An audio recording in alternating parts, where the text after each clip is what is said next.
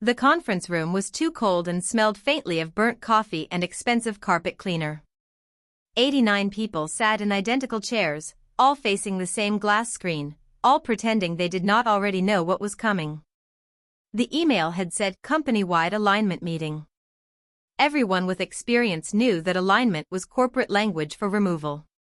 I sat near the back, close enough to hear every word, far enough to watch faces change before voices did. When the CEO walked in, smiling like a man about to ruin lives without consequences, I knew this was not a discussion. This was an execution. My name is Ethan Cole. I was 43 years old at the time and had spent 16 years at Orion Systems Group, a multinational firm that handled infrastructure security for governments, banks, and energy grids. Officially, my title was Director of Systems Governance. Unofficially, I was the person who made sure Orion was legally allowed to operate in 12 countries. I was not a manager. I was not support staff. I was the point of authorization. That distinction would matter later. At the time, no one in that room understood it, especially not our CEO. Marcus Hale had been in his role for 10 months. He was brought in by the board after aggressive growth concerns, which meant profits were high but executives wanted higher. Marcus was charming, articulate, and dangerously ignorant. He believed complexity was inefficiency and experience was resistance. He opened the meeting by talking about vision, synergy, and modernization. Then the slide changed. Workforce optimization. Names appeared. Mine was fourth. He read it calmly, like he was listing catering options. Ethan Cole. We thank him for his years of service, but this role will be absorbed into a consolidated operations framework. Absorbed meant erased. 16 years reduced to a bullet point. No conversation. No warning. Just polite applause from people relieved they survived another round. I did not react. I did not stand. I did not look at him. I looked at the screen and memorized the exact shade of blue behind my name. Human Resources approached me afterward with a folder and a rehearsed tone. My access would be terminated at the end of the day. My badge and laptop would be collected. A severance package was included. I nodded, thanked her, and walked toward the elevators. That was the moment they lost control. Inside the elevator, alone, I pulled out my phone and logged into the Global Compliance Authority portal. Multi-factor authentication. Biometric scan. Access granted. I navigated to custodial authority status. My name was there, exactly where it had been for 16 years. Primary Authorized Systems Custodian for Orion Systems Group. This was not a title the company gave me. This was a designation recognized by international regulators, governments, and financial oversight bodies. Without an active custodian, Orion could not legally access, modify, transmit, or secure protected systems. No custodian meant automatic suspension. The rules were explicit. If a custodian was terminated, notification had to be immediate. Failure to comply resulted in automatic enforcement actions. I filled out the form. Reason: employment terminated. Replacement assigned: none. A warning appeared on the screen stating that submission would trigger immediate operational suspension across all regulated systems. I pressed submit without hesitation. I drove home calmly. I ignored the severance email when it arrived. They offered 4 months of pay and silence. By the next morning, silence was impossible. At 9:18 a.m., internal messages began appearing. Access denied errors. System authentication failures. Client portals offline. Payment processing suspended. At first, they blamed IT. By 10 o'clock, panic spread. By 10:42, the first regulatory notice hit Orion's executive inbox. All operations involving protected infrastructure were suspended pending reinstatement of custodial authority. penalties began accruing at $200,000 per hour. This was not sabotage. This was compliance doing exactly what it was designed to do. By noon, Orion had lost access to government networks in 3 countries. Financial partners froze transactions. Energy clients invoked force majeure clauses. By the end of the day, losses exceeded $4 million. Consultants were called. Emergency meetings were scheduled. No one could override the lock. No one could bypass the authority chain.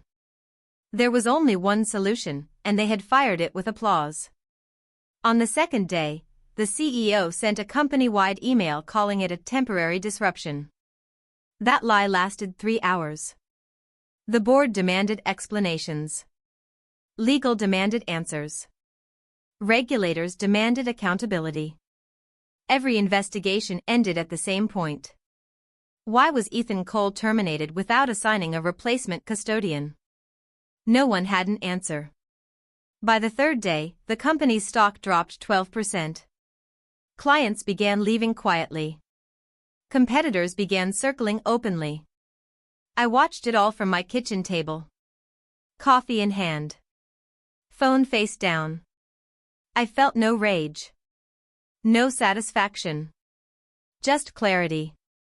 They had mistaken invisibility for insignificance. They had confused silence with weakness. They believed the structure would stand after removing the foundation. They were wrong. This was only the beginning. By the 4th morning, Orion Systems Group was no longer pretending everything was under control. The language changed first. Emails stopped using words like temporary and disruption and started using urgent and critical. Emergency meetings stacked on calendars like falling dominoes. External consultants flooded the building, expensive people in tailored suits who asked the same questions and received the same answers they did not want to hear. Every system failure traced back to a single regulatory lock tied to a single name. Mine. At 9:07 a.m., my phone rang for the first time. It was Human Resources again, calling from a private number this time, voice softer, apologetic, almost friendly. She asked how I was doing, said the company was concerned about the transition, said maybe there had been a misunderstanding. I listened politely and said nothing useful. When she asked if I would be willing to help clarify some compliance issues, I replied that I was no longer an employee and wished her luck. I ended the call before she could pivot to money. 2 hours later, the Chief Technology Officer emailed me directly. He framed it as a technical question, as if this were a password reset or a server outage. He offered compensation for my time and suggested a short call to walk through the systems. I did not reply. By the end of the day, the General Counsel reached out formally, using legal language and cautious respect. He requested my assistance in resolving a regulatory complication caused by my departure. He offered a consulting contract at twice my former salary for 60 days. I read it once and archived it. Inside Orion, the damage was accelerating. Government clients issued formal notices of breach. Banks froze credit lines. Insurance carriers demanded explanations that no one could provide. Every hour added another $200,000 in penalties. By Thursday afternoon, losses crossed $10 million. The board convened an emergency session without the CEO present. That detail alone told me how afraid they were. On Friday morning, I received a call from someone I did not expect. The chair of the board. Her voice was calm but tight, the tone of someone balancing authority with desperation. She apologized directly, something executives rarely do unless they have no other options. She admitted the termination was rushed and poorly understood. She asked what it would take to fix the situation. I told her I would consider it and asked for time. She agreed immediately. Power had shifted. She knew it. I knew it. Over the weekend, Orion tried everything else. They contacted regulators. They requested exceptions. They attempted to appoint an interim custodian. Every attempt failed. The framework I had built over 16 years was airtight by design. No shortcuts. No overrides. No favors.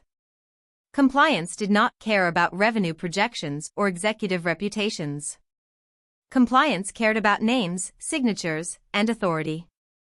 And the only active authority was no longer theirs. By Monday morning, the CEO finally reached out. His message was short and uncharacteristically restrained. He asked for a meeting to discuss next steps. He framed it as collaboration. I declined. Collaboration implies equality. This was not that. That afternoon, Orion's stock dropped another 8%. Analysts began asking questions on earnings calls. The phrase governance failure started appearing in financial reports. Recruiters began messaging me on LinkedIn within hours of the news leaking quietly through industry channels. On Tuesday, the board sent a revised offer. Triple my former salary. Full benefits. Immediate reinstatement as a consultant reporting directly to the board. I read it carefully and forwarded it to an attorney I trusted. He called me back laughing. He told me not to insult myself by accepting it. He reminded me that Orion was bleeding millions per day and had no legal alternative. He told me to decide what I actually wanted, because this was not a negotiation between equals. This was a company asking permission to survive. I thought about the last 16 years. The nights spent fixing crises no one else saw. The audits I passed quietly. The risks I absorbed so executives could sleep comfortably. I thought about the meeting where my name appeared on a slide without warning, without context, without respect. I realized then that money alone was not enough. I did not want my job back. I did not want an apology buried in fine print. I wanted accountability. On Wednesday, I sent my terms. They were not vague. They were not emotional. They were precise. A one-time payment of $15 million wired within 48 hours. Immediate public resignation of the CEO with no performance severance. Formal written acknowledgement from the board that my termination was a strategic error. A 90-day advisory role under my control to transition authority to a successor of my choosing. Failure to accept within 72 hours would result in my formal declaration of unwillingness to return, triggering a 6-month regulatory lock with no appeals. The response was silence for 11 hours. Then a single email from the board chair. We are reviewing. By Friday morning, Orion's losses exceeded $20 million. Clients began terminating contracts outright. Competitors did not wait politely. They moved fast. At 3:12 p.m., my phone rang again. Same number. Same voice. The board chair spoke 3 words before stopping. We accept. The CEO would be informed that evening. I hung up and sat still for a long time. This was not victory. This was consequence. The system had done its job. I had simply refused to interfere until the cost matched the mistake. When they fired me, they believed silence meant surrender. They were wrong. Silence was leverage. And now they understood exactly how expensive that misunderstanding had been. This was still not the end. The wire transfer cleared before the sun was fully up. $15 million appeared in my account with no ceremony, no congratulations, just numbers on a screen that confirmed Orion Systems Group had finally accepted reality. By 8:30 a.m., legal documents were signed, board approvals recorded, and regulatory notifications prepared but not yet sent. The company was still frozen, still bleeding, still suspended between survival and collapse, and all of it was waiting on my next action. At 9 a.m., I walked into Orion's headquarters for the first time since being escorted out. I did not use the main entrance.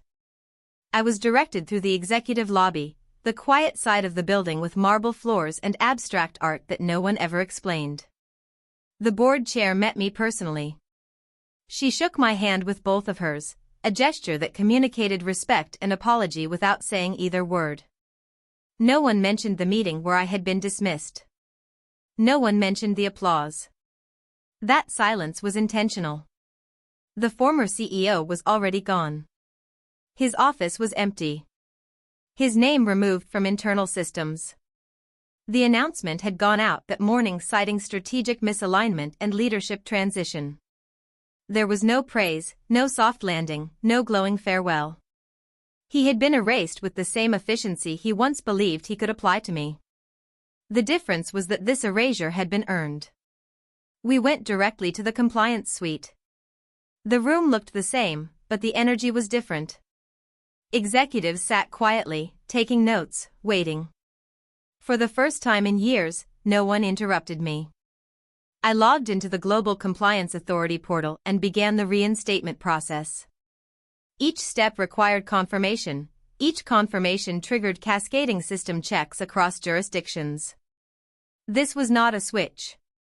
It was a sequence. A sequence only one person knew. At 11:42 a.m., I submitted the first authorization. Regulatory status shifted from suspended to conditional.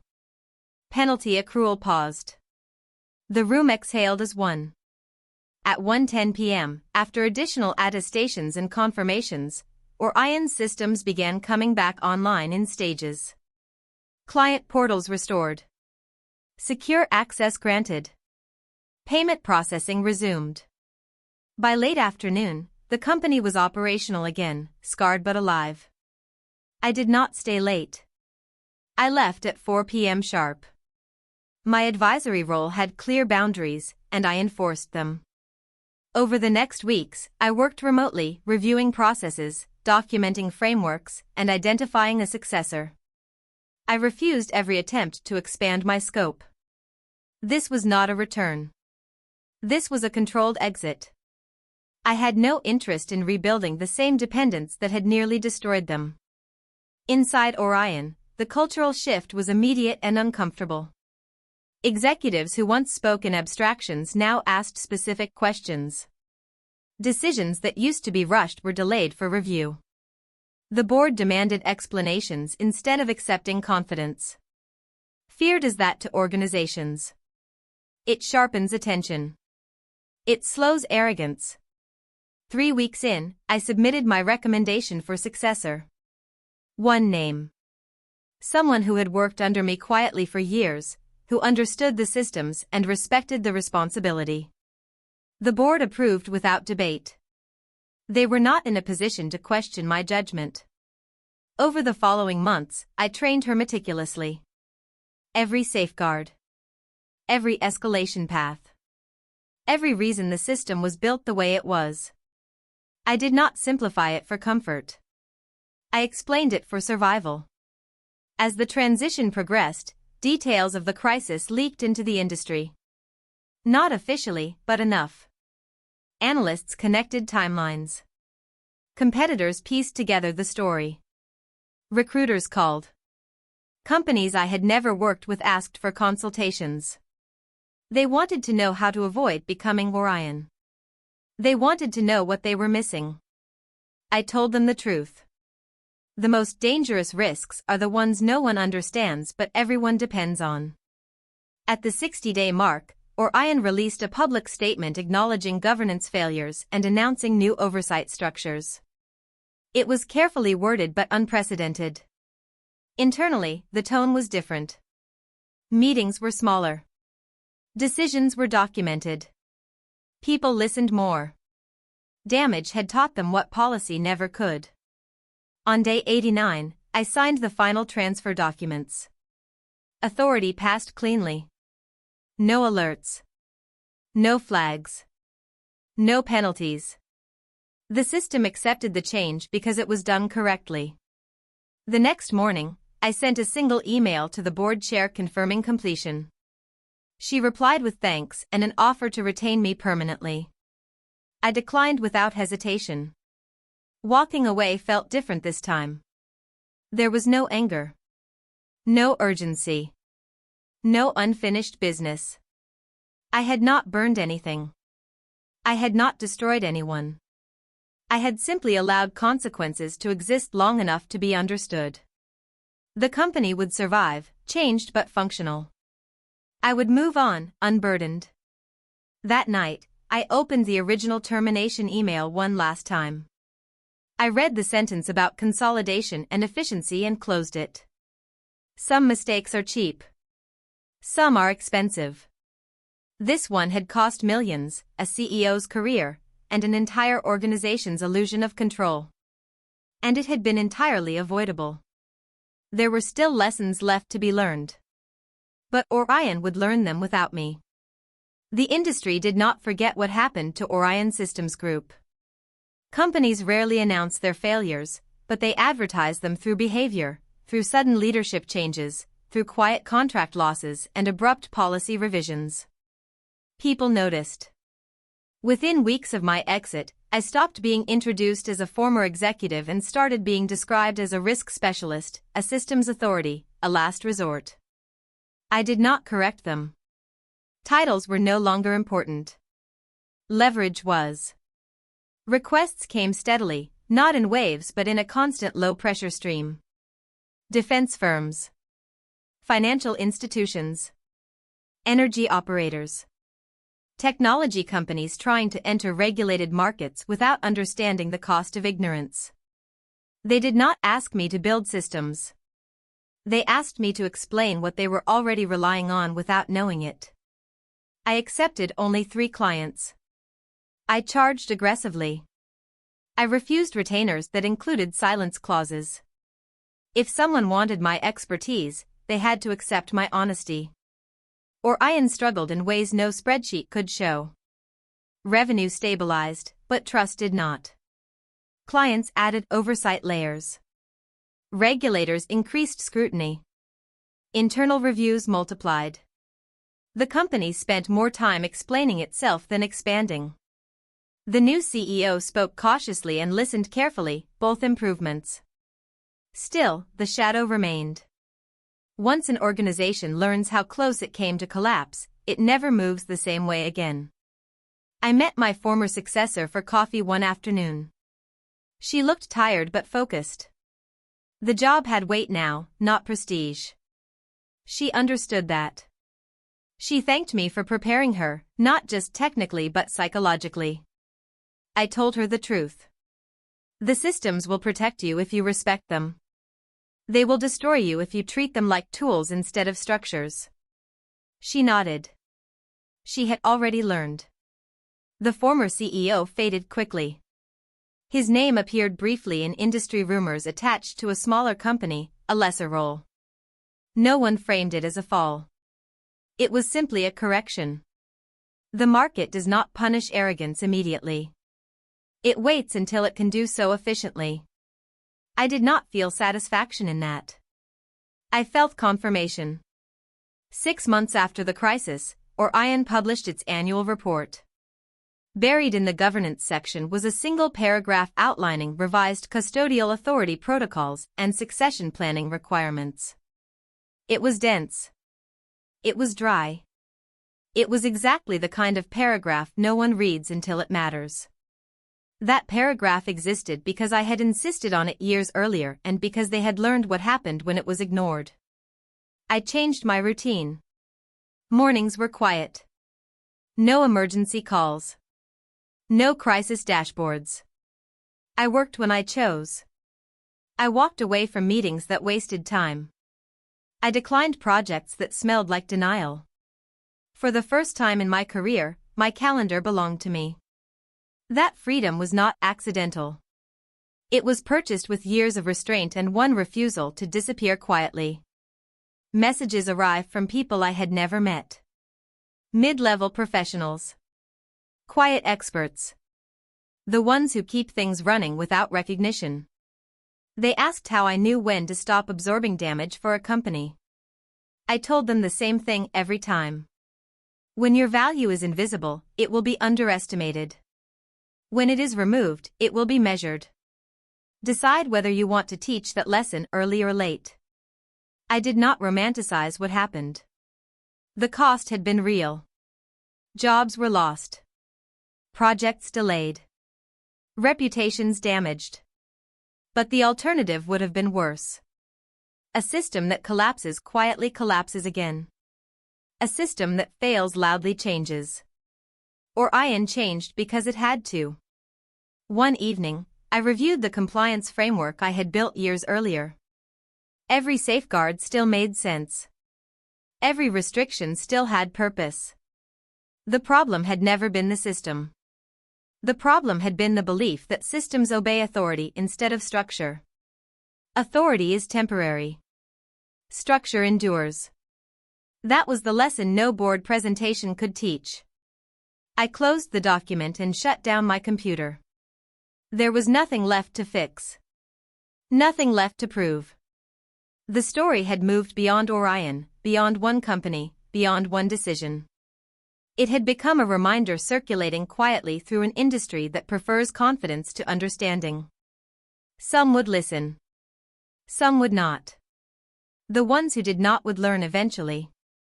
I was no longer responsible for preventing disasters I did not create. That responsibility now belonged to others. I had done my part. I had stepped away intact. And that, more than money or vindication, was the real victory. One more chapter remained.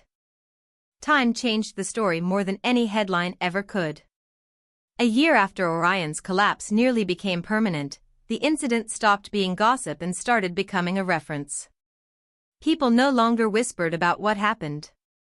They used it as an example. Board members mentioned it in closed meetings. Consultants warned clients not to repeat it. Regulators cited it without naming it. The lesson had detached from the names involved and attached itself to behavior, which is how real consequences travel. My work settled into a rhythm that felt almost unreal compared to my old life. 3 clients at a time, no more. Short engagements with sharp boundaries. I did not rescue companies. I diagnosed them. If they listened, they survived. If they argued, I walked. There was no anger in that decision. I had learned that warning people repeatedly is a form of unpaid labor. Once is enough. Orion continued to exist, but it never returned to what it had been. Its valuation stabilized lower. Its growth slowed.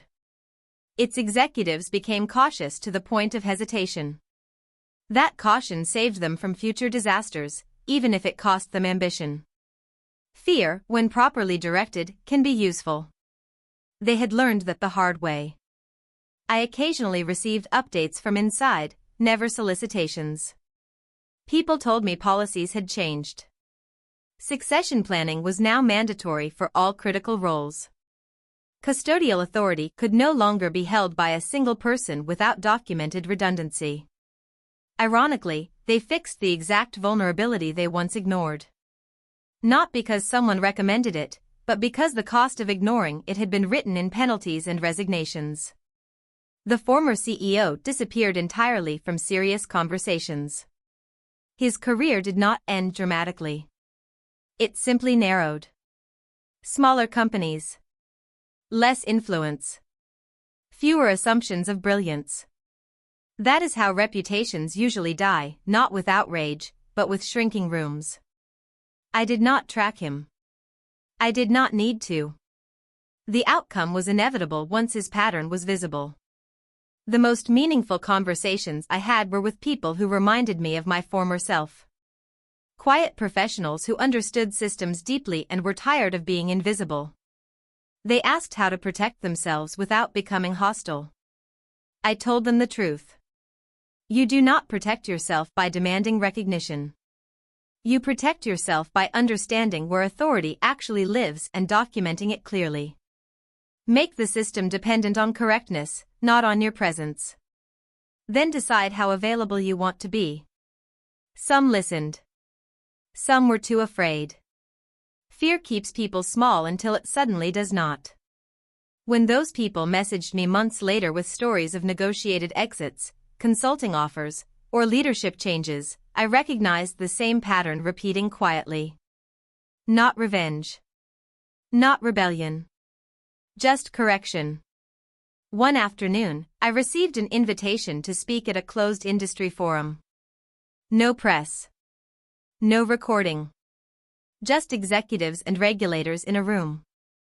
The topic was operational resilience. I spoke for 40 minutes. I did not mention Orion. I did not mention myself. I described a hypothetical company that misunderstood its own dependencies. Everyone in the room knew exactly what I was talking about. No one interrupted. Afterward, a board member approached me and said something that stayed with me. He said they had always believed power looked like authority, visibility, and control. He said they were beginning to understand that real power looks like continuity. Like knowing what breaks when you remove something. Like respecting the things you do not fully understand. That night, I went home and sat in my garden until dark. There were no alerts. No dashboards. No emergencies. The silence was not leverage anymore. It was peace. I had not built my freedom by being loud or feared. I had built it by being correct for a very long time and refusing to let that correctness be discarded casually. The story people tell about situations like mine is that it is about revenge. It is not. Revenge is emotional and wasteful. What happened was structural. A company tested a load-bearing wall and learned what gravity does not forgive. Gravity does not hate you. It simply responds. I slept well that night. Better than I had in years. The system was stable. My work was done. The last lesson had been delivered. Only one part of the story remained to be told. Years passed differently when you are no longer bracing for collapse. Time stopped feeling like something I had to manage and started feeling like something I could use. The crisis that once defined my days became a reference point rather than a memory I carried with weight. Orion Systems Group continued on its quieter path, no longer reckless, no longer blind, but permanently aware of how close it had come to failure. That awareness became part of its culture, not spoken often, but present in every cautious decision. I stayed independent. Not because I could not return to corporate life, but because I no longer needed permission to exist inside it. I chose my work with intention. Some months I took on one engagement. Some months none.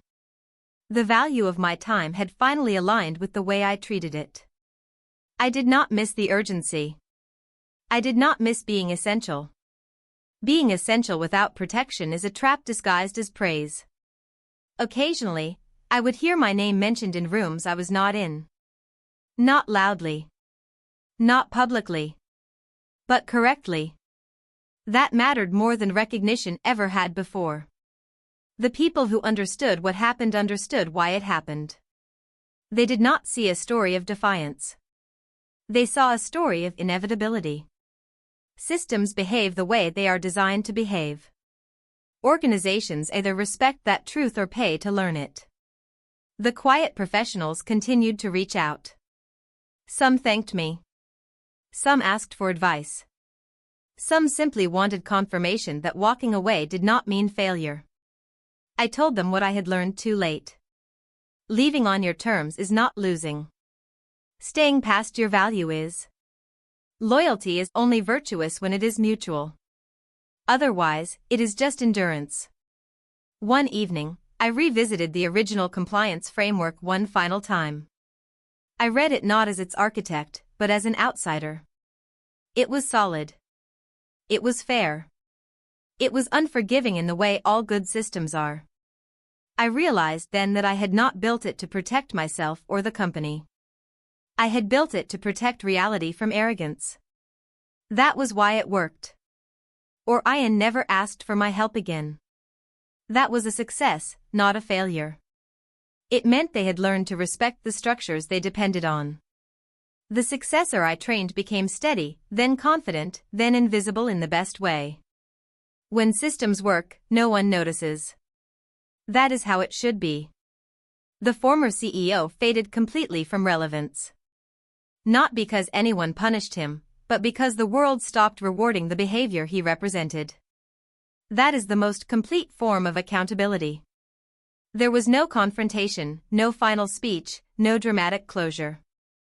Just a narrowing of opportunity until it fit exactly what he had earned. I kept my life small and deliberate. A home that fit me. Work that challenged me. Silence that felt earned. The story did not end with triumph or bitterness. It ended with alignment. My work, my values, and my boundaries finally matched. If there is a lesson in all of this, it is not about revenge or dominance or winning. It is about understanding where you stand inside the systems you serve. If you are a decoration, accept it. If you are a keystone, know it. And if someone mistakes one for the other, do not argue. Let structure explain it for you. Nothing dramatic happened after that. And that was the point. The building stood. The lesson held. The silence remained.